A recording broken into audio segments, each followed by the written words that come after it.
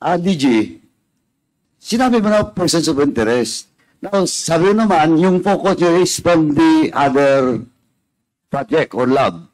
But still, kung pwede naman yun, the following day, because those 11 persons of interest with regards to drugs, di ba?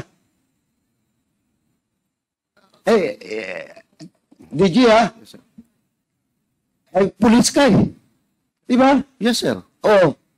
Persons of interest yun. Tapos, nung pinakawala ng sandali po, pinakawala ng BID, okay lang kayo? Sige nga.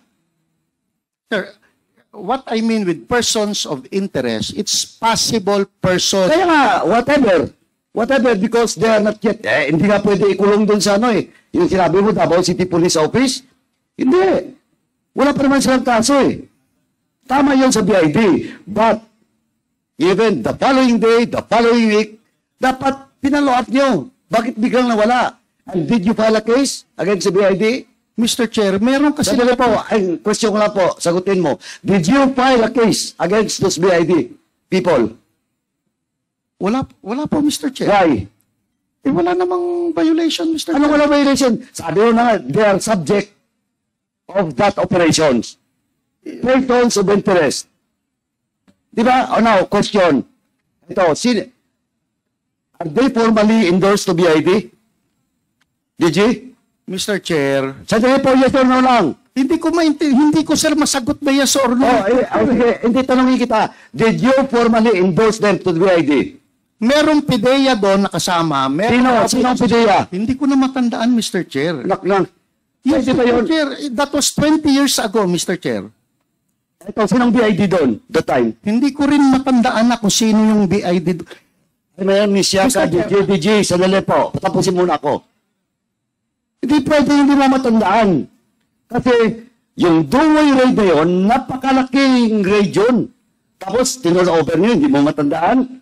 Kaya tinanong ko kita, if you formally endorse those 11 Chinese, kasi po, may statement na presidente din na pinagpapatay niya.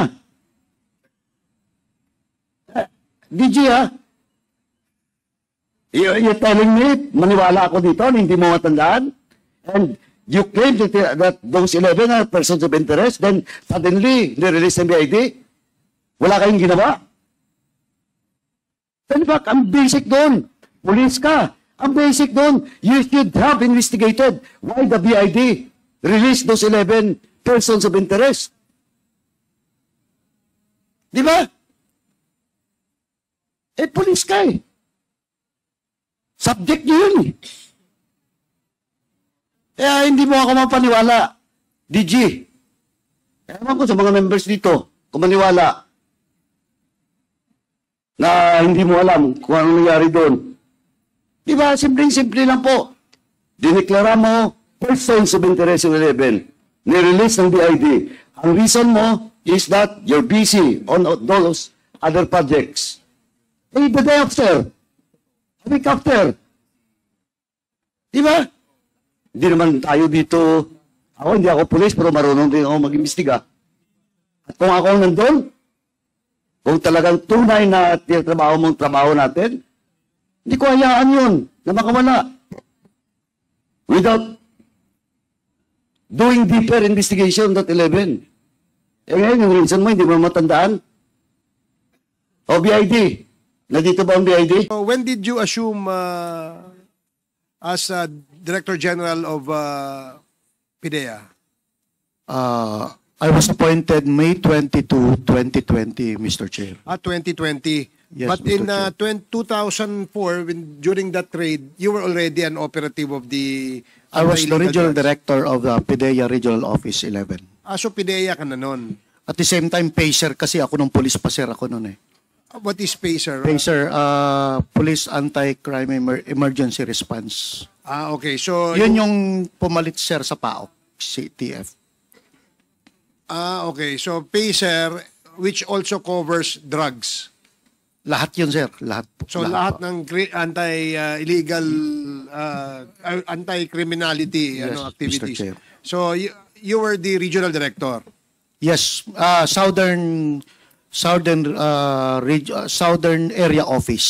Oo. Southern part of Mindanao, Mr. Chair. Okay, so you were part of the team that raided the Dumoy apartment. Apartment ba yun o warehouse? I led the Okay. operation, Mr. Chair. Okay, and during that operations, merong kayong na-apprehend ng mga Chinese nationals. Wala kaming na-apprehend during the operation, Mr. Chair.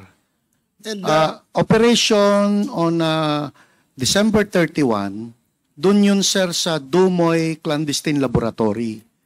okay. So, may 6 na namatay doon, Mr. Chair. Yan ang I was referring to that. Yes, If Mr. meron Chair. pa bang iba? Wala na, Mr. Chair. So Dumoy lab, Yes, clandestine lab clandestine lang. laboratory, Okay. Mr. Chair. Walang Chinese nationals na apprehend doon. Wala po, Mr. Chair. But there were Chinese nationals who were killed. That was on Arlene Apartment. At Arlene Apartment, Mr. Chair, kung saan doon nakatira yung grupo na, yun yung unang nilapagan, Mr. Chair, ng grupo na galing sa Maynila na we received information from the USDEA that Chinese nationals were arriving at Davao City.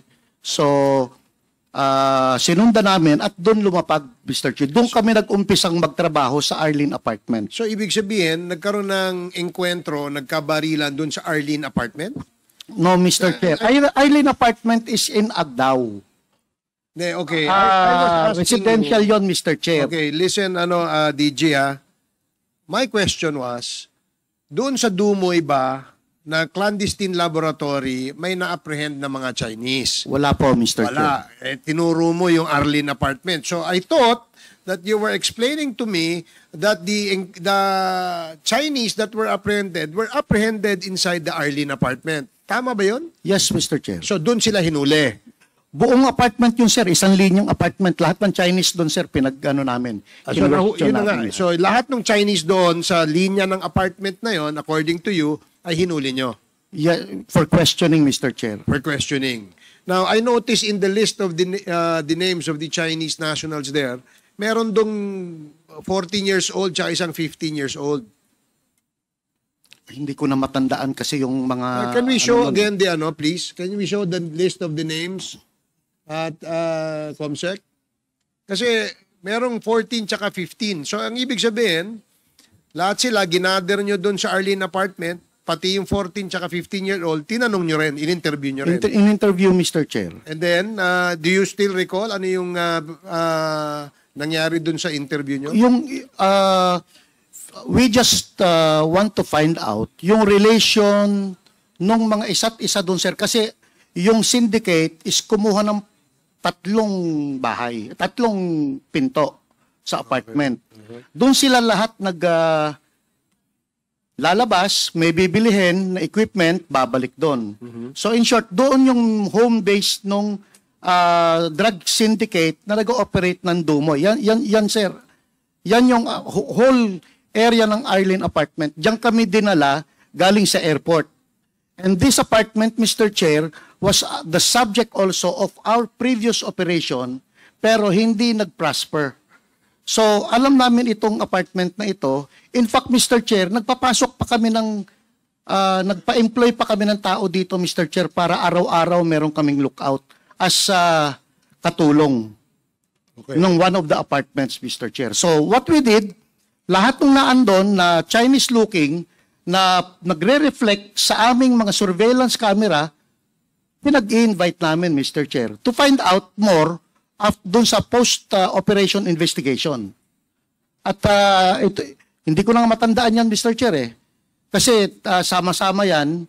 Kasama ba dyan yung 6 Chinese nationals that were killed? Wala, Mr. Chair, kasi you shoot, dun, una sa shootout sila namatay, sir, eh. Doon sa Dumoy Laboratory. This was after the operation sa Dumoy Clandestine Laboratory, Mr. Chair. Okay, so ibig sabihin, yung namatay na 6 plus ito, yan yung mga Chinese na nandiyan dyan. Nadaan doon, Mr. Chair. Nadaan Okay. doon. So, I was given an information that after the Dumoy raid, I think ikaw din yata nag-lead nitong team na to, you went to a CDO Cagayan de Oro warehouse to make a follow-up. Tama ba yan? Yes, Mr. Chair. That was after the conduct of post-operation investigation. Ibig sabihin, Mr. Chair, lahat ng basura doon, tiningnan natin, lahat ng karton, tiningnan natin yung mga kung saan galing, tinuro ngayon kami sa Cagayan de Oro City, Mr. Chair. Do you remember the exact address of the Cagayan de Oro? It was on a warehouse, Mr. Chair. Yung meron kasing prentahan ng warehouse sa Cagayan de Oro na pinaparentahan, each and every warehouse. Doon namin nakita yung iba pang laboratory Equipment. equipment. Okay. Ang thinking ko, Mr. Chair, is after sa Dumoy Laboratory, mag-establish sila na another laboratory Sa Cagayan, sa Cagayan de Oro. Okay. Do you recall kung sino may-ari ng warehouse? Same, Johnson Chua, Mr. Johnson Chair. Chua rin. Yes, sir. So, ang ginagawa kasi modus nila, Mr. Chair, is pag naubos na yung chemicals sa isang area, hindi na sila maglilipat. Kukuha na naman ng bagong chemicals doon sa ini-establish nilang laboratory. So, hindi sila natapos dito dahil na-stop na nga, sir, yung operation nila. If you can see doon sa presentation nila, there was another warehouse doon sa Agdao naman, Mr. Chair. Naka-ready yun for that clandestine laboratory. This clandestine laboratory, Mr. Chair, is just 5 days old. Yung Agdao? Yes, no, in Dumoy. Okay. Kasi from the start of the manufacture, 5 years, kaya walang ang nailabas doon, Mr. Chair. Walang nailabas na gamit or drugs doon dahil naagapan namin. Otherwise, uubusin nila lahat ng chemicals na naandun sa Agdao na warehouse. And also, doon sa Polytex naman. Kasi kung makikita nyo, merong malaking air scrubber doon, Mr. Chair, doon sa Polytex, sabi Bunawan, yun yung ilalagay nila sa Cagayan de Oro. And they will be building a bigger laboratory, bigger than that in Dumoy, Mr. Chair. So, sa iyong palagay, konektado yung Dumoy, Agdao, and then the one in Cagayan de Oro? Yes, Mr. Chair. So, yan ay sindikato nung Mr. Chair, sinasabi? dinala kami doon. 24/7 na kasi yung coverage namin doon sa grupo. So there were times from Davao City, dediretsyong Cagayan de Oro. Yung tao natin, sir, susunod hanggang Cagayan de Oro. Mag-check, uutos na agad ako na mag-check-in ng hotel at magbibili na ng damit agad, Mr. Chair, dahil ang bit-bit nila kung ano result lang nila eh. Okay. So talagang coverage yun. For 3 months covered, 24/7 yung operation na yun. Who was the main personality doon sa inyong 24/7 ninyong monitoring?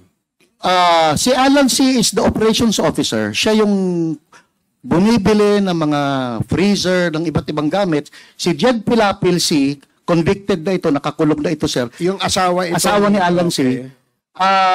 Kasama rin sa bumibili ng gamit. And si Jong Pilapil, kapatid ni Jed C., ganun din, sir. Procurement officers din So, sila. si Jed Pilapil si Pilipino yan, no? Yung Jong Pilapil ay Pilipino. Pilipino rin yan. Ang asawa niya ay si Alan C., Alan who C. is a Chinese national. Yes, Mr. Now, Chair. ang ibig niyo sabihin, yung Dumoy, Agdao, and Cagayan de Oro, si Alan C. And family yan. Walang ibang personality na involved. Maybe a financier or the owner of the warehouse, yung mga ganyan. Anong... We believe, Mr. Chair, si Alan C. is only in Cagayan de Oro base. Siya yung operations officer doon. But ang main player doon is si Johnson Chua. okay. Yun yung Johnson Chua that was presented as the alleged mastermind. Yes, Mr. Okay. Chair. Siya rin yung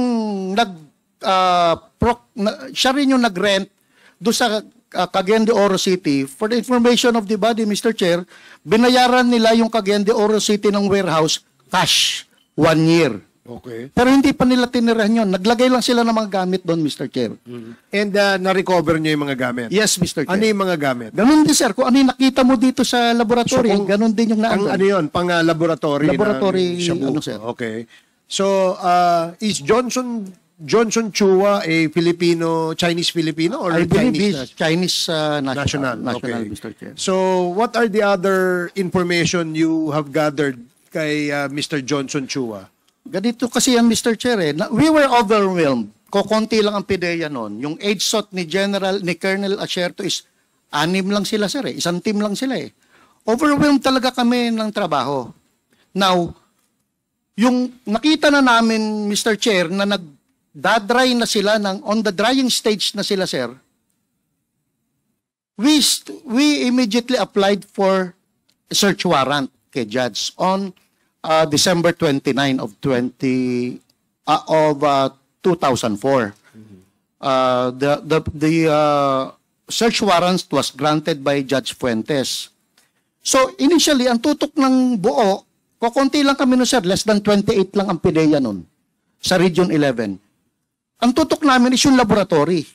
But we know na merong mga different warehouses na binibisita. 5 warehouses yun, Mr. Chair, yung pinocover namin. 3 doon, 2 doon na warehouse, nag-positive, tsaka isang laboratory. So inuna namin yung laboratory. Kaya kung makikita nyo doon, Mr. Chair, December 31, we conducted anti-clandestine laboratory operation doon sa Dumoy. Natapos yun, Mr. Chair. Immediately, pumunta kami ngayon sa warehouse, doon sa Arlene apartment. Nung gabi na rin yun, Mr. Chair. Para maagapan, baka makuha namin yung mga naando na sino-surveillance namin, baka makita namin doon sa apartment. Kasama na po doon si General Simeon Dizon, kasama doon si Mayor Duterte, kasama... Yan, yung nasa pictures kanina. Yes, Yeah, yes, okay. Mr. Chair. So, nag-backtrack, post-investigation, nakita namin yung sinubaybayan namin another warehouse sa Agdao, nag-apply na naman kami ng another warrant for that. That is why January 4 na i-implement yung sa Agdao, Mr. Chair. And then, another warehouse or yung Polytex, Davao Polytex International, doon namin nakuha naman yung scrubber, January 5 naman yon, Mr. Chair. Pagka merong bang may possession ng scrubber, CPEC Yes, ba yan? Mr. Chair. So kasama yan dun sa Laboratory. CPEC. Okay, so part of the laboratory. Yes, Mr. Chair. So if you're caught with possession of a scrubber, as you call it, you are liable against the you are violating. Walang violation, Mr. Chair, pero definitely, pang-laboratory yun, Mr. Chair. Pang-shabu yun. Okay. So wala ba ibang gumagamit ng scrubber? Wala po. Okay. I don't know if this is a coincidence. Kasi when you made a follow-up operation sa Cagayan de Oro, dun sa warehouse na yon, do you remember where the location of the warehouse is? Hindi mo na matandaan Hindi yung ko na address? ma-recall, Mr. Chair, pero dun sa... Hindi. Kasi I was given an information na yung warehouse na yan ay located doon sa area where allegedly the brother of Michael Yang, Mr. Tony Yang, has a business. Possible, Mr. Chair. So I don't know if this is a coincidence, no? Na medyo malapit sa mga Yang itong usapin tungkol sa clandestine shabu laboratory. Yes. But Mr. Chair, kasi during that time, talagang wala kaming personality na Michael Yang eh. Okay. Kaya hindi namin pinansin, hindi nga kilala si Michael Yang. Kasi si Johnson Chua lang, sir, ang kilala namin. Okay. Now, during while we were on the intelligence and surveillance operation sa Dumoy, biglang lumabas, according to Colonel Asierto, lumabas yung pangalan ng Alan Lim. Dahil si Alan Lim, Mr. Chair, is subject nila sa Cavite. Pero hindi ko kilala si Alan Lim. So, kala ni Colonel Asierto na si Alan Lim is same person with Alan C. Kaya, nasa Manila si Colonel Asierto, so tinawagan niya ako, Bok, si Alan C. nahuli. Sabi ko, paano mahuhuli? Nandito yan eh. Nasa Arlene apartment eh. So, it came out na si Alan Lim na alleged owner ng Cavite Clandestine Laboratory is different from Alan C. sa Davao Dumoy Laboratory, Mr. Chair. But, si Michael Yang wala doon sa personality, Mr. Chair eh. Kasi kung naandun siya sa personality, Mr. Chair, kasama siya sa kinuha namin. So, kasama siya dun sa listahan na naandun, Mr. Chair. Wala kayong mga information wala, sa Mr. intelligence reports, wala siya. Wala po. walang- But Si Johnson Chua, Mr. Chair, ang main player. Is there a That we thought connection during or that link time. between Johnson Chua and Mr. Michael Yang? Wala po, Mr. Chair. Wala? No business transactions? Hin- Nothing?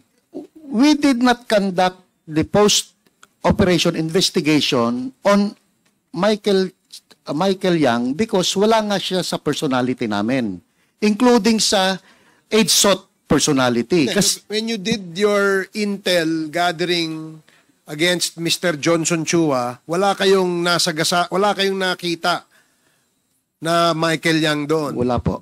So you're telling us that Michael Yang is not in any way, as per you, not connected with Johnson Chua Syndicate.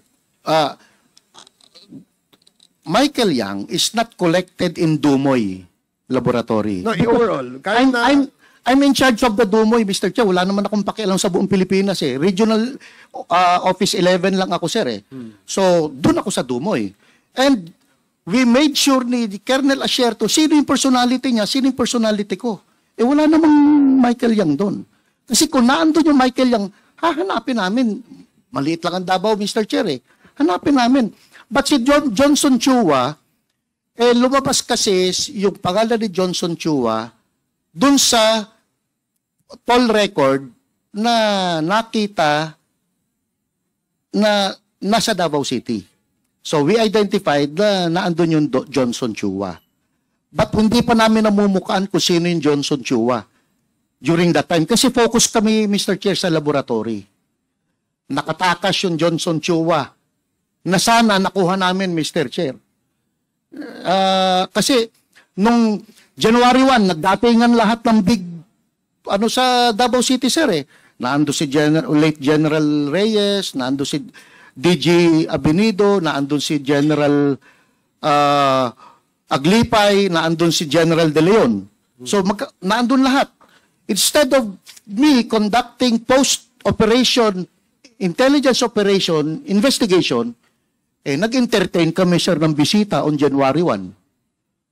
Doon nakatakas si Johnson Chua, sir. Na sana, kami, na-identify yung yung bahay. Later na namin na-identify yung bahay eh. so, nag-entertain muna kayo ng bisita bago na... That's what happened, Mr. Chair. Kasi yun, this guy is a big-time drug lord. And napataka siya because nag-entertain tayo ng bisita. Anyway, so lastly, ito, there were reports, no, according to, if I'm not mistaken, I heard it dun sa statement ni Mr. Las Cañas, no, na itong mga Chinese nationals na nahuli ay tinanong siya, no, tinanong sila, nasan yung inyong passport? Yung inyong para ma-ascertain yung identities nitong mga to. And they mentioned the name na nasa boss namin. Sabi nila, nasa boss namin, ang pangalan ng boss nila ay si Mr. Michael Yang. So, and that actually is the information na nakuha ng informer. Kaya nalaman natin na itong si Michael Yang ay may malaking posibilidad na involved dito sa Johnson Chua drug syndicate. Mr. Chair, si Las Cañas wala dun sa operation eh. Wala nga, hindi ko nga nakita during the 3 months of operation namin yung mukha ni Las Cañas eh. Kaya hindi ko alam kung saan nang gagaling yung sinasabi niya eh. Okay, so sige, that's noted. The next to interpolate is Congressman Keith Flores. You have 10 minutes. Thank you, Mr. Chair. Mr. Chair, I just want to follow up lang on the issue of Alan Lim, sir. Because I remember in the previous hearing, Director Wilkins Villanueva, you testified that he is not the same person that had a case filed in Pampanga ba yan? Or saan yan? Cavite, Mr. In Chair. Cavite.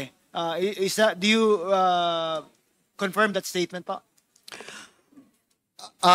Mr. Chair, ang ginamit kong basis doon, Mr. Chair, is yung SOI na ibinigay ni Captain Perote sa PIDEG, sa AIDSOT. So, Can you tell me what's an SOI? SOI. summary of information. Okay. So, inilagay niya doon sa kaliwa si alleged Alan Lim, inilagay niya doon sa kanan yung Alan Lim na kasama ni President. Ang laki ng diferensya, sir eh. Yung Alan Lim sa kaliwa, nakatikwas, sir, yung ilong eh. If you can, naandun, sir, sa ano? Ang basis naman ng distinction nyo, sir, is just the photograph. Yes, Mr. Chair. Yes, sir. So, as PIDEA chief, hindi mo ba na-confirm na he is the same person na may kaso or... Alan Lim na nasa Cavite, Mr. Chair, is yun yung may kaso. Yun yung Alan Lim na acquitted. And you are certain that he is not the same Alan Lim na yung sa Parmali, yung sa... Kasi wala akong information, Mr. Chair, about yung Alan Lim na ina-alleged ni Perote.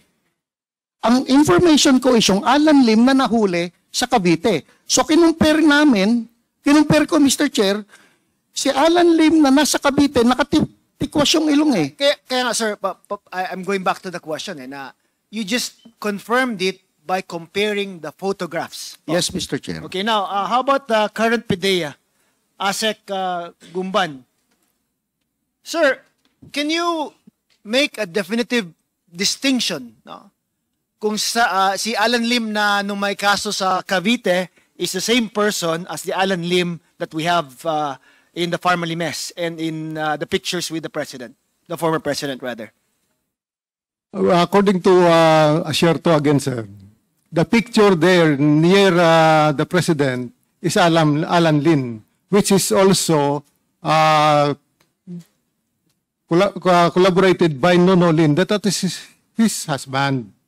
That is the what we pero have. other than the allegations of Asierto, wala kayong ibang ebidensya po? Na it's the same person na nung may drug case doon sa Cavite?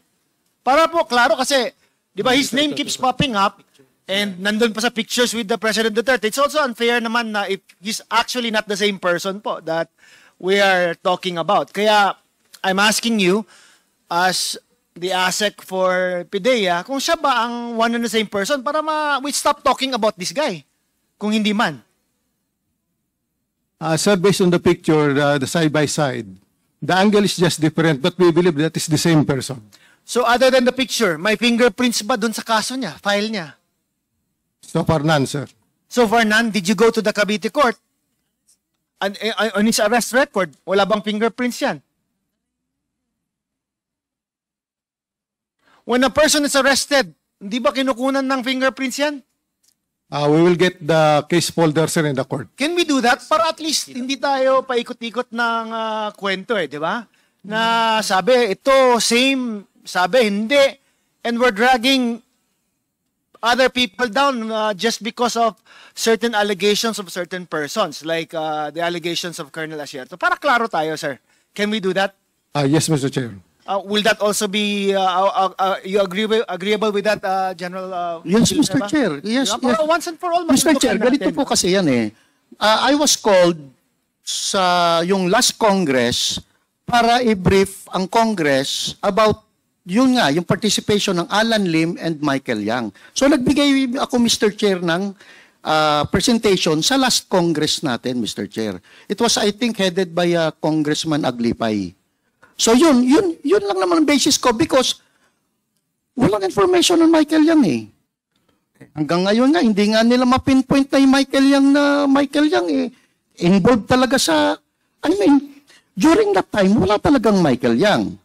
But si Alan Lim, hindi ko mapinpoint kung yan ba yung Alan Lim ng laboratory sa Cavite or hindi. So what I did, ginamit ko lang yung SOI ni Captain Perote na dalawang picture. Yes, sir. Ang laki ng diferensya Kasi ang akin naman po is it's very flimsy din po if we just compare it with one picture. Di ba?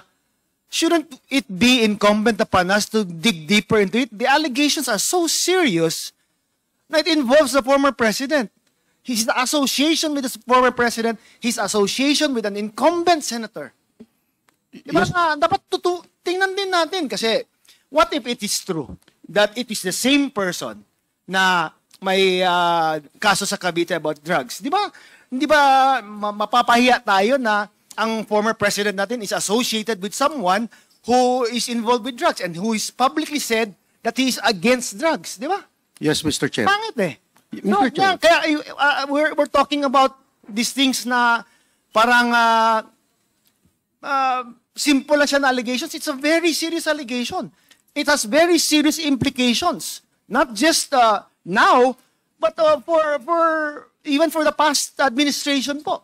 Yes, Mr. Chair. Para naman na hindi tayo parang guilt by association lang as far as the president is concerned, or if totoo naman na siya yun, what is he doing with these persons? Na alam naman ng may reports naman na he is involved with the drug trade. 'Di ba? Mr. And Chair. it also brings into question his clear association with Michael Yang. Kasi nga there are corporations where they are partners with, 'di ba? So hindi mo ma-erase po yung parang a conclusion that one would have na involved nga sila kung totoo man na he is one and the same person that had a drug case in Cavite. Yes, Mr. Chair. Mr. Chair, Go ahead, sir. alam mo, Mr. Chair, hindi dapat magiging ganito ito kung si Colonel Asierto ay nagbigay ng validated information kay General Bato at kay General Aquino. Kasi yung interview mo, Madam Luistro, about Colonel Asierto, ang sabi lang niya, galing sa informant ko.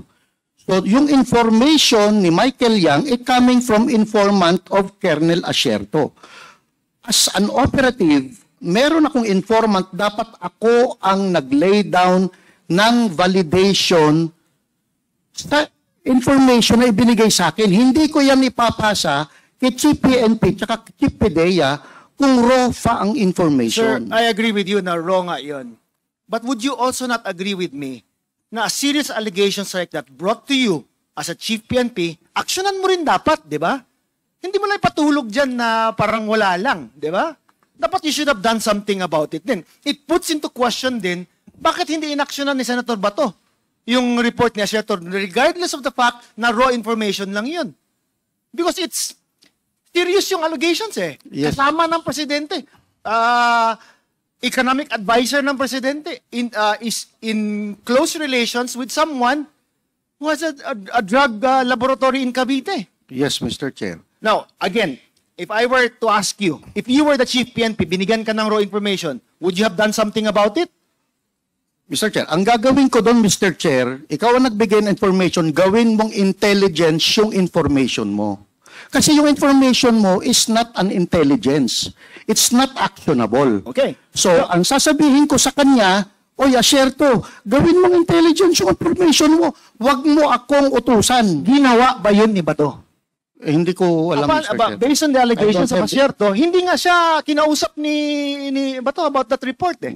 You yourself said, if you were Chief PNP, investigahan mo yan. Di ba? At least you do something about it. Yes, yes. Not just forget about it. Yes, Mr. Chair. So yung questions naman on yung 11 pa nga daw na nahuli on the apartment, not in Dumoy na this time, di ba? Yes, Mr. But Chair. supposedly it was an offshoot of that Dumoy raid. Tama po ba?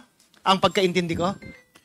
Parang offshoot siya na Yes. resulta ng Dumoy raid. Follow up yun, Mr. Chair. Yes. Follow up. Di ba? Anong nangyari doon sa 11? After questioning, dahil mga Chinese-looking, pinavalidate namin sa BID. Initially, naandun lahat sa BID, yung mga naandun sa Arlene apartment. Tapos may resulta ba ang investigation ng BID na alam ninyo or something?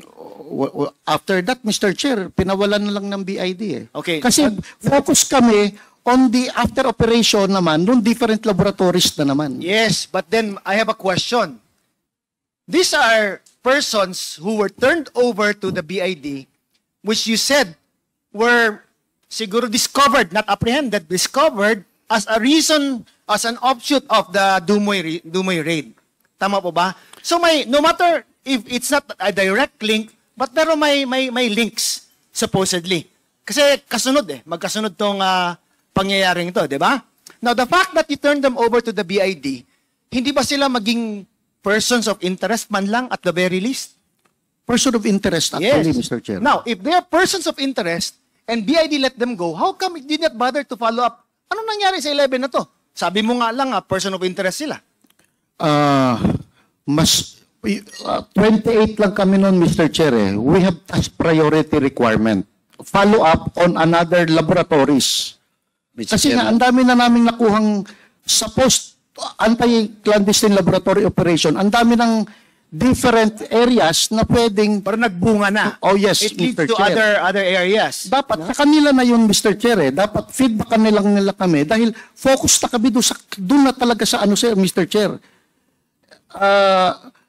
Just to find out, kasi meron naman Davao City Police Office, Mr. Chair. Sila na yung nag-take charge doon sa... But sir, you were the lead agency that time. Yes, di ba? Mr. Chair. But again, task priority requirement. Mas priority ko yung next laboratory kung saan kami pupunta. Okay, I understand na mas important yung next laboratories. But again, I'll go back to your assertions kanina na they were persons of interest.